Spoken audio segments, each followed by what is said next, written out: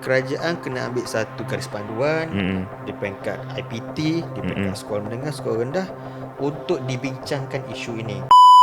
So adakah kesedaran pasal AI ni perlu dipupuk dari peringkat pendidikan daripada sekolah?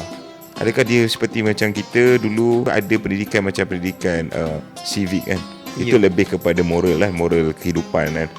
Sejak AI makin popular dan secara tak langsung mengundang ada permasalahan yang akan datang, adakah patut daripada tuan sendiri, pandangan tuan, adakah kerajaan, kita ambil lah Malaysia sendiri, perlu meletakkan satu silibus ataupun kesedaran daripada muda lagi? Okey, macam kami sesama tenaga pengajar aplikasi AI ni, memang kami ada masukkan dalam modul latihan ataupun workshop tu. Peringkat awal tu kita kena menerangkan do and don'ts. Maksudnya syarat dia apa kalau kita nak pakai ni.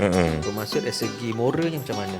Kalau di sekolah, memang bagi saya kerajaan kena ambil satu garis panduan di peringkat IPT, di peringkat sekolah menengah, sekolah rendah untuk dibincangkan isu ini.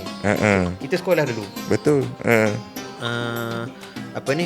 Karangan bahasa Melayu. Penulisan tu. Daripada budak kita huraikan permasalahan pergaulan bebas. Huraikan bahananya merokok. Ya, betul. Kat sekolah dah betul, ada. Tapi yang sekarang ni saya yakin cikgu-cikgu dah masukkan, terangkan kenapa aplikasi AI begini-begini ni bahaya, negatif. Perlu dipupuk kan sebenarnya. Perlu dipupuk sebab kita dulu pun ada buat karangan bahana betul. dadah, betul. pergaulan bebas lah.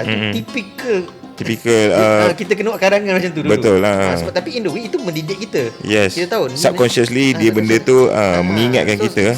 Jadi melatih otak lah, generasi muda ni akan nampak okey semua tu lah. Betul, jadi bagi saya kalau kita nak cakap pasal ni panjang lebar lah kan. Ya betul. Tak habis. Cuma bila kita melihat berlakunya banyak kes-kes dalam masyarakat yang berkaitan teknologi, scammer lah semua apa benda ni, sangat-sangat bahaya. Masyarakat kita bagi saya masih lagi okey dari segi kesedaran moral ni. Betul. Tetapi kita tak nak benda ni bertambah buruk. Ya betul. So itulah antara kenapa kita membincanglah topik ni hari ni.